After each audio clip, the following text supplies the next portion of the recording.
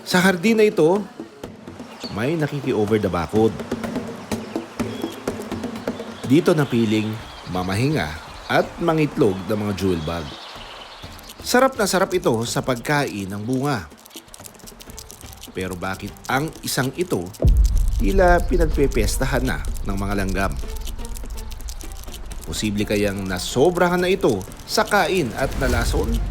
Pwede silang malason, especially yung mga nymph stage or yung mga early stages, hindi pa adult form. Pero may mga plants din, halimbawa yung sa tuba-tuba, meron yung toxic compounds. Minsan hindi sila nagkaka-cause directly ng death. So minsan nauuna pa nilang kainin or infestate yung tuba-tuba bago sila mamatay, kung mamamatay man sila. Yung mga iba, they overcome this mechanism. Dagdag pa ng entomologist na si Dr. Christine Jewel Yabut, ang mga insekto gaya ng jewel bug ay may kakayahan na masanay sa mga halaman na may lason o toxic tolerance. Pero ang tao, wala umanong kawala sa lason nito.